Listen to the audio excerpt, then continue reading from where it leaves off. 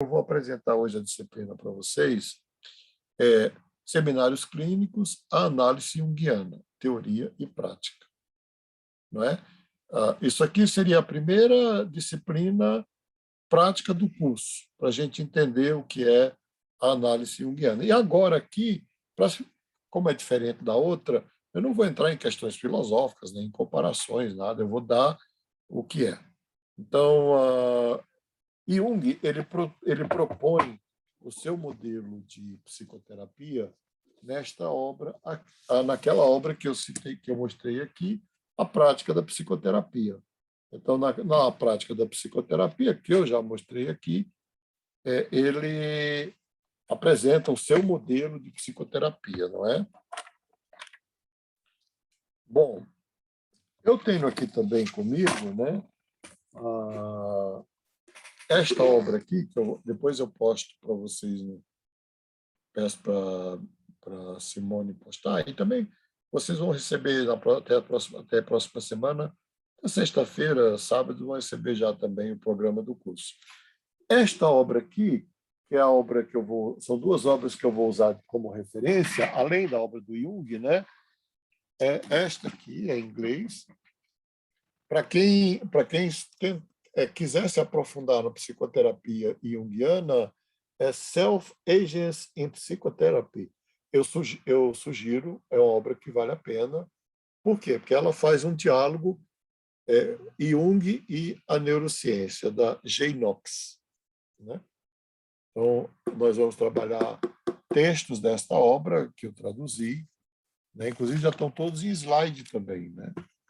E Change Mind Therapy, que é da Margaret Wilson, também faz o diálogo da psicoterapia junguiana com as descobertas da neurociência. Né? São textos fascinantes, maravilhosos, vocês vão receber depois pelo menos a referência bibliográfica e os slides que nós vamos usar aqui. Então, eu vou usar essas três obras como referência para ter uma noção do que é a análise junguiana. Aí, dentro dessa perspectiva, né, nós vamos estudar aqui nessa cadeira o enquadre, que, na verdade, é o contrato terapeuta-paciente, que ele pode ser feito de uma forma muito subjetiva, mas tem terapeutas que fazem de uma forma objetiva. Jung era objetivo, eu já sou mais subjetivo, mas a gente vai estabelecendo um contrato de trabalho e com o paciente, não é? Que hoje, pelo menos, eu falo sobre isso com vocês. A anamnese, que isso aqui tem várias formas de se fazer. Algumas pessoas gostam de seguir aquele roteiro, né, que tem. Aí eu sugiro vocês pesquisarem na internet o roteiro de anamnese em psicologia clínica. Tanto faz a psicanálise, como Jung, como a neurociência, como o TCC, o roteiro é o mesmo.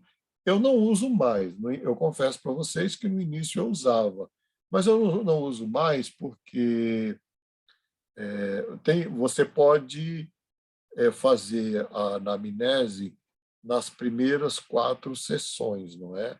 E eu prefiro fazer assim, e também o diagnóstico, né?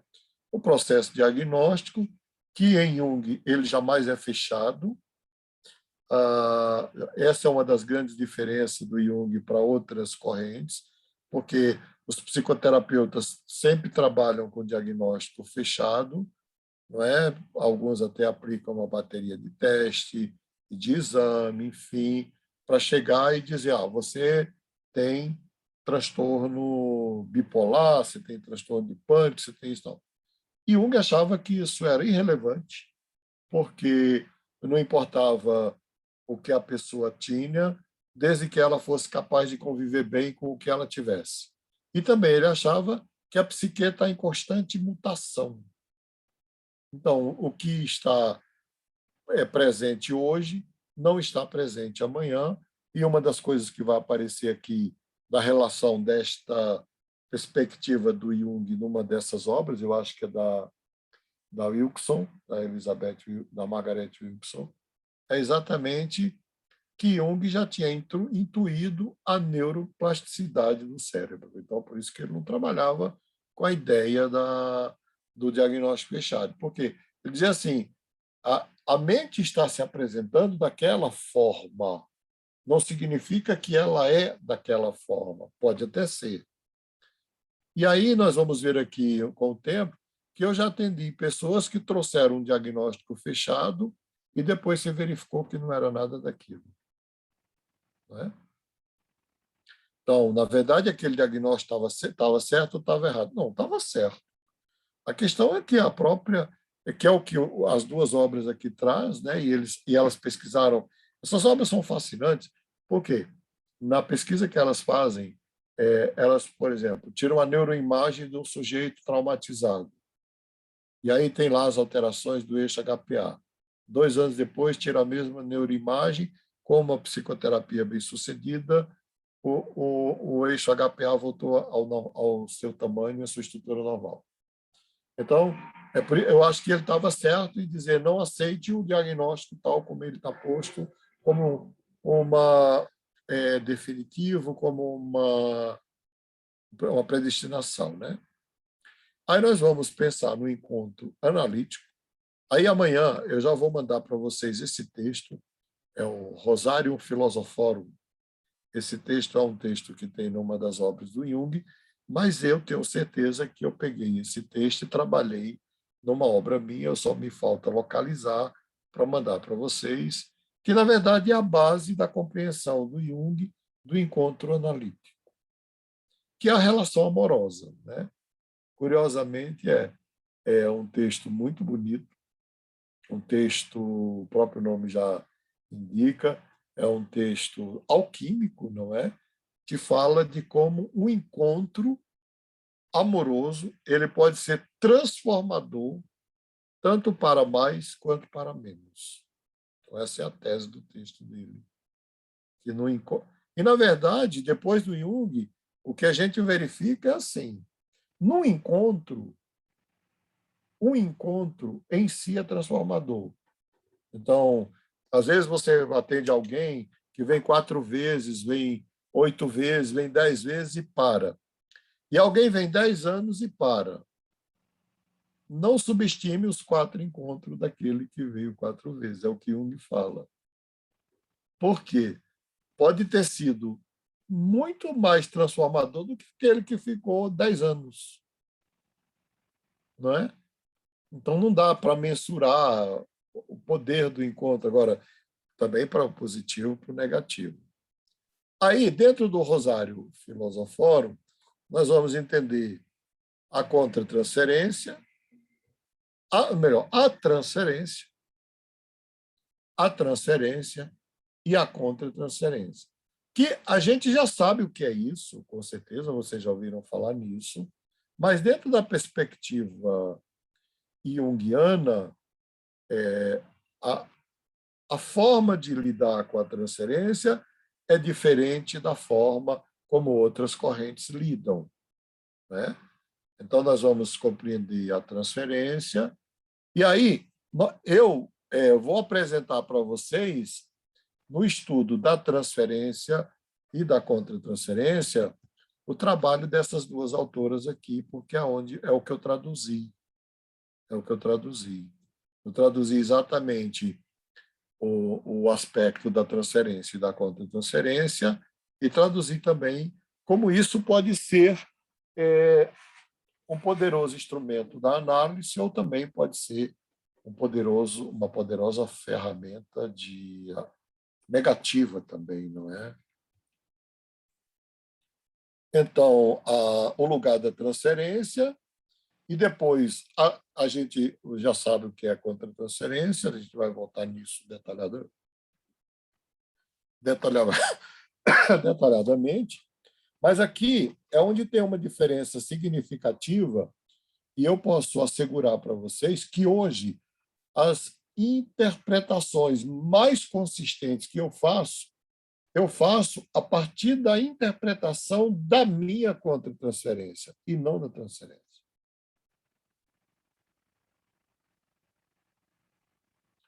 A questão é, para Jung, né, ele dizia que se A assente, né, se assente, B sente, se B sente, assente. Em alguém que está em uma profunda interação, um profundo relacionamento, que é o que acontece na psicoterapia. Então, se eu fiz análise, se eu sou capaz de separar o que é meu do que é dele, eu posso muitas vezes interpretar o que está acontecendo a partir do sentimento que aquela pessoa me traz. É meio doido, né?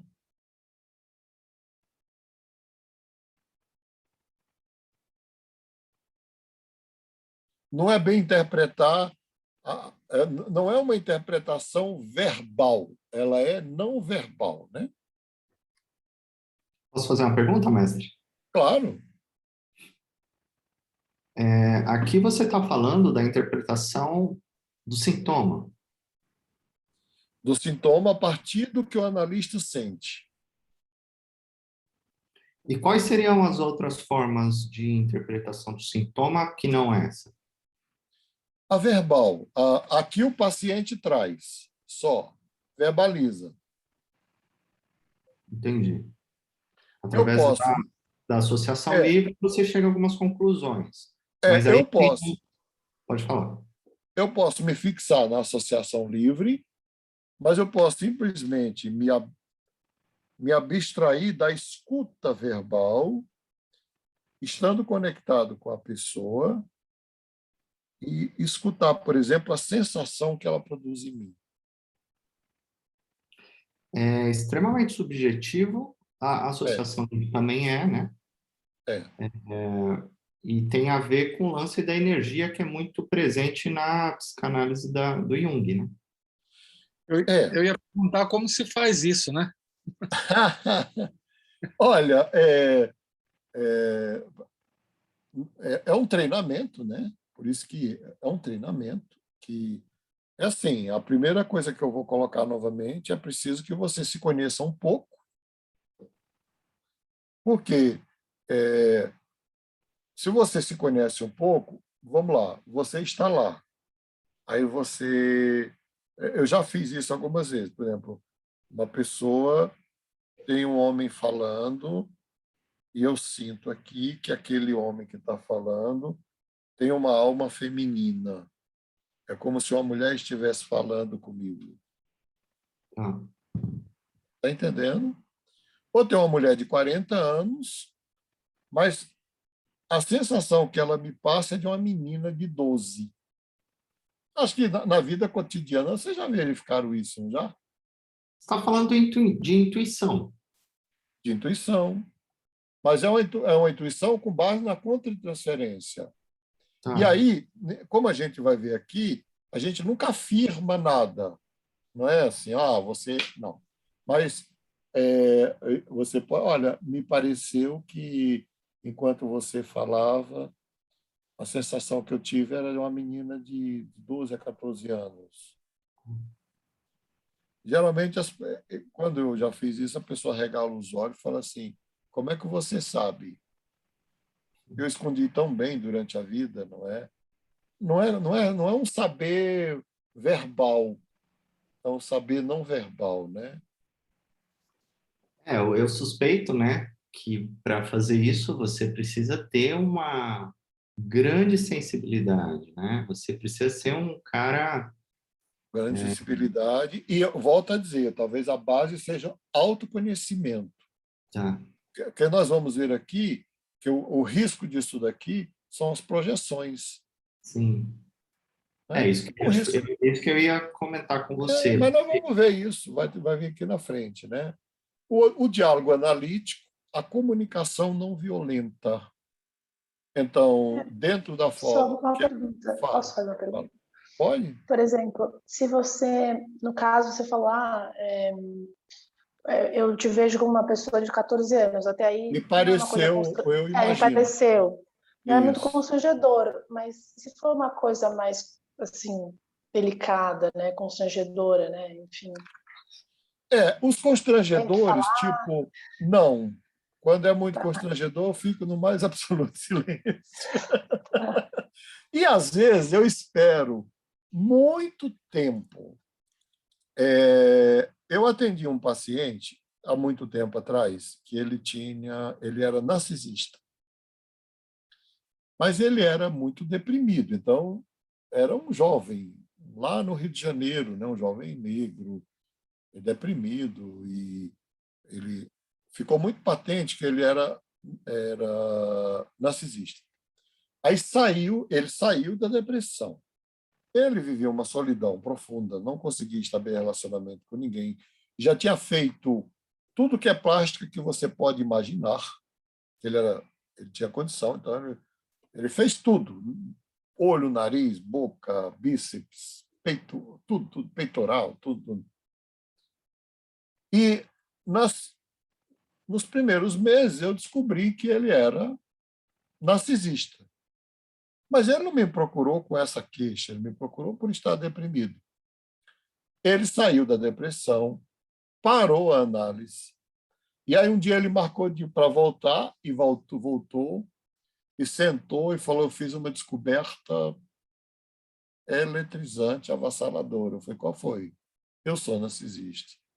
Aí ele falou: e você sabia? Eu falei: sabia. Mas por que você não me falou? Porque eu não podia. Então, aqui, a gente vai trabalhar com a ideia do tempo, do diálogo analítico, que é baseado na comunicação não violenta. E, é claro, eu vou sugerir obras, textos, enfim, não é? Sobre comunicação não violenta, a melhor obra que tem é o Manual de Persuasão do FBA, que é um manual, um livrinho de umas 150 páginas, que eles usam lá no treinamento dos agentes do FBI para conversar com assaltante, terrorista, gente que está para matar alguém, e ele precisa se conectar e fazer uma comunicação não violenta para desarmar a violência, né? Então, a gente tem que comunicar, mas a nossa comunicação sempre terá que ser não violenta, quando a gente tiver que comunicar. E aí entra a questão do tempo, né? Do tempo, o tempo na análise, que tempo é esse, nós vamos ver também, e eu tenho, inclusive, textos meus publicados sobre isso, e tem também do externo, que é o tempo presente, e o tempo da comunicação, porque é preciso saber qual é o tempo da comunicação. E, segundo Jung, o tempo da comunicação é aquele em que o sujeito está muito próximo da descoberta, dele descobrir os seus problemas, seus sintomas, suas dificuldades, e aí o que você pode fazer é ajudar, né? Nós vamos ver isso depois. E dentro das técnicas do Jung, nós vamos ver todas as fases, faltou aqui, todas as fases da psicoterapia junguiana. Nós vamos ver as técnicas não verbais, como trabalhando com a imaginação ativa, né? As técnicas não verbais e o lugar da arte na psicoterapia. Então, esse vai ser este curso vamos dizer assim, de uma introdução ao modelo de análise junguiano, muito mais na prática, porque eu vou trazer muito mais aplicação prática disso, e vou me deter longamente na transferência e na contra-transferência, e vocês terão depois uma outra cadeira que vai trabalhar com técnicas não verbais na ressignificação de traumas dentro do Jung. Então, alguma pergunta até aqui?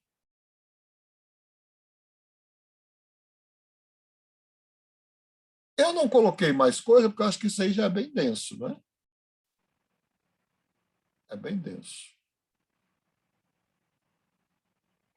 Então, vamos pensar no tempo que nós temos, pensar no enquadre, né? O enquadre. Eu acho que a primeira... Aí, o que eu vou ensinar para vocês, modéstia à parte, não é teoria. Eu vou ensinar aquilo que eu faço e, com certeza, a partir de toda a leitura que eu fiz e toda a prática que eu tenho até hoje, não é? O primeiro ponto, e aí eu posso, o que eu vou citar aqui, sempre eu vou citar os aspectos positivos e negativos, né? O primeiro ponto que você tem que considerar é o primeiro contato.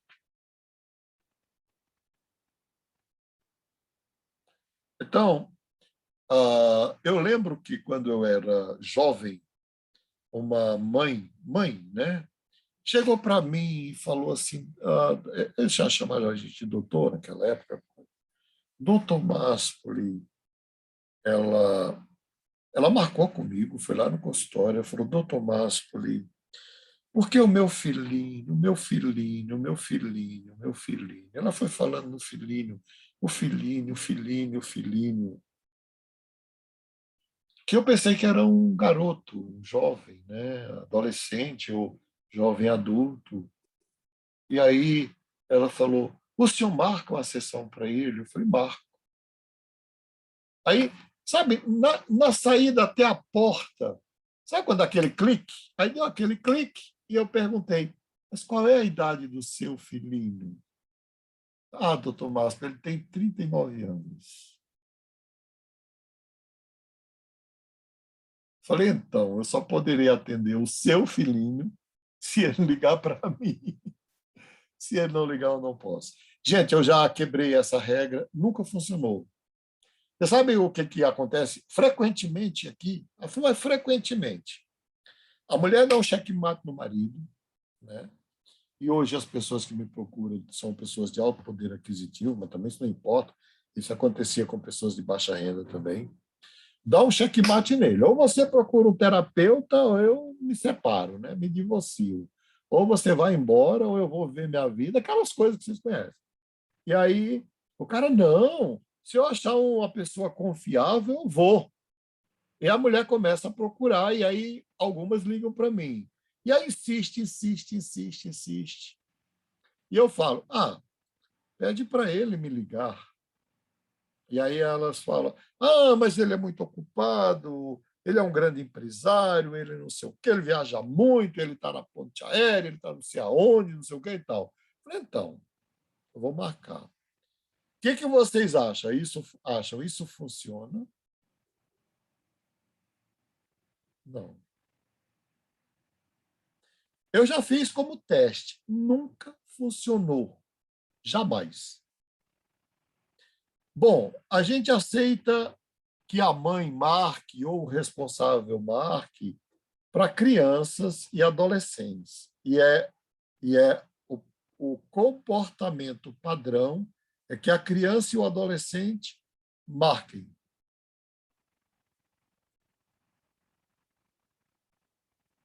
A criança, Melhor, criança, não, que adolescente. a mãe, desculpe, que a mãe, o homem inconsciente, né? Eu aqui fiz um ato falho, segundo o velho Freud. O padrão é que crianças e adolescentes, a mãe marque.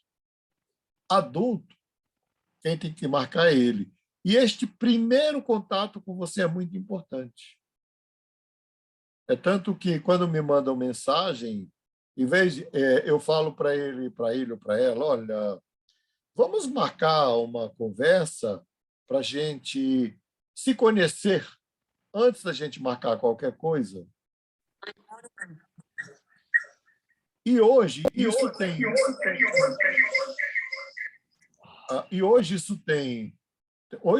também tem uma questão muito séria hoje, que é a questão até da segurança do analista, porque o analista é uma figura pública, não é?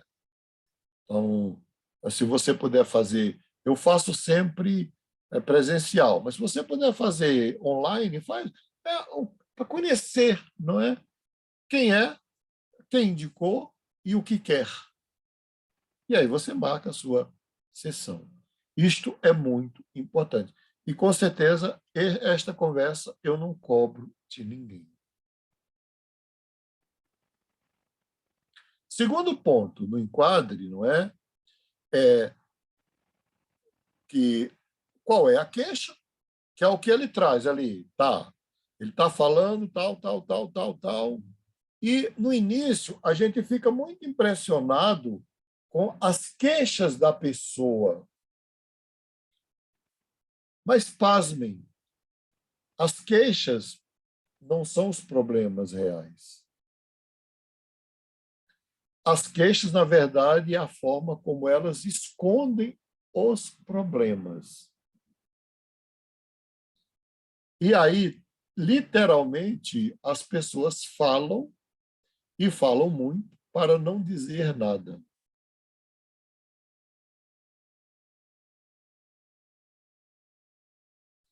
E, além da queixa, que a gente anota, não é? Tudo isso a gente anota. Qual é a queixa principal? Minha queixa principal é que... Isso foi minha primeira paciente. Minha queixa principal é que meu marido é alcoólatra. Ele é alcoólatra, ele quebra tudo, ele bate. Estou casado com ele há 30 anos. Minha vida é um horror, é um sofrimento. Enfim. E, naturalmente, as pessoas deslocam todo o foco para esta narrativa e não percebem a mulher que está atrás da narrativa. Então, geralmente, a queixa que ela traz não é o problema. Quando eu era estagiário, a minha supervisora, Vera Borges, ela falou assim, olha, Máspoli, pensa num copo de cerveja, a queixa é só espuma. E, naquele momento, aquilo não fazia nenhum sentido para mim. Porque eu tinha sido treinado dentro de uma outra formação de ouvir a queixa e atender a queixa.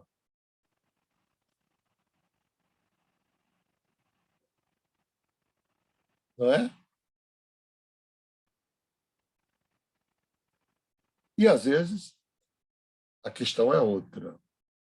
Sobre a queixa, um caso muito interessante que eu atendi, né, há muito tempo, é de uma mulher que marcou uma entrevista comigo e chegou no consultório e falou, eu já passei, eu fui encaminhada por uma clínica de emagrecimento e eu estou aqui porque eu quero emagrecer 12 quilos.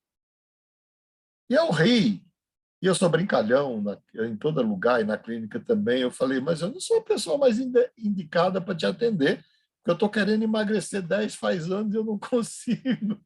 Como é que você chegou até a mim? Não, porque disseram que você que vai resolver. Eu falei, então, eu vou anotar aqui, queixa principal, emagrecer 12 quilos, mas eu queria te conhecer melhor. Como é que você chegou até aqui? Ela tinha passado por 3 coaches de emagrecimento. E pessoas bem situadas nesse campo lá do coach tal. E aí, eu pensei na primeira sessão, falei, isso é a queixa, isso não é o problema. Na sessão seguinte, na seguinte, ela falou, doutor, há muitos anos eu sofro da síndrome do pânico. Mas eu não posso falar isso para ninguém, porque eu sou dono de uma grande empresa com muitas subsidiárias, e aí, imagina uma empresária que sofre da síndrome do pânico. Aí, na hora, eu pensei, este é o problema. E aí falei para ela, vamos fazer um acordo para a gente continuar o trabalho e conseguir algum resultado. Ela falou, vamos. Então, eu proponho que a gente trate primeiro da síndrome do pânico. E depois a gente trata dessa questão do emagrecimento. 2 anos depois, ela resolveu a síndrome do pânico e mais um ano ela emagreceu naturalmente 15 quilos.